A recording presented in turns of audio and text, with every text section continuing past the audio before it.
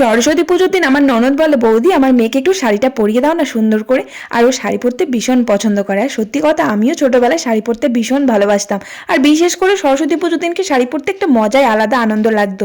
আমার মা শাড়ি পরিয়ে দিত না বলে পাড়ার জেঠিমাদের কাছে শাড়ি নিয়ে ঘুরে বেড়াতাম, কখন শাড়িটা পরিয়ে দেবে। আর সত্যি পাড়ার জেঠিমারাই আমাকে শাড়িটা পরিয়ে দিত প্রত্যেকবার সরস্বতী পুজোর সময়।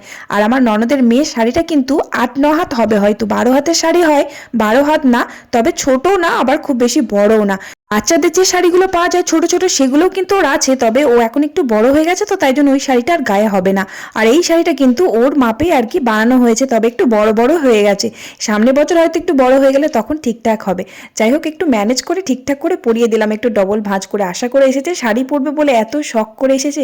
ওকে দেখে তো আমার ছোটবেলাকার কথা মনে পড়ে গেল, কারণ আমাদের বেলায় কিন্তু এরকম ছোট ছোট শাড়ি পাওয়া যেত না, মায়ের শাড়িই পরতে হতো। আর সত্যি করে শাড়ি পরার পর খালি দেখতাম যে পেটটা মোটা হয়ে গেল না তো। ১২ হাতের শাড়ি, তখন কত বাচ্চা মানুষ ছিলাম, পেট তো মোটা লাগতোই। যাই হোক, ভীষণ ভালো লাগতো। এরকম ভাবেই ঘুরে ঘুরে বেড়াতাম, সারা ঠাকুর প্যান্ডেল সমস্ত জায়গায় ওরকম ঘুরে ঘুরে বেড়াতাম।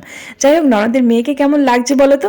আমি কিন্তু খুব একটা ভালো করে শাড়ি পরাতে পারিনি, খুব তাড়াতাড়ির মধ্যে ছিলাম তো, কারণ আমার অনেক বাড়িতে কাজ ছিল, তাই তাড়াতাড়ি করে যেটুকু আর কি পরাতে পেরেছি। আর সাজগোজটা আমার বোনই ওকে করিয়ে দিয়েছে। শাড়িটা ওকে পরানোর পর ও কিন্তু ভীষণ খুশি হয়েছে। সত্যি কিন্তু কিউট কিউটই লাগছে, একদম ছোট্ট একটা সরস্বতী ঠাকুর, তাই না?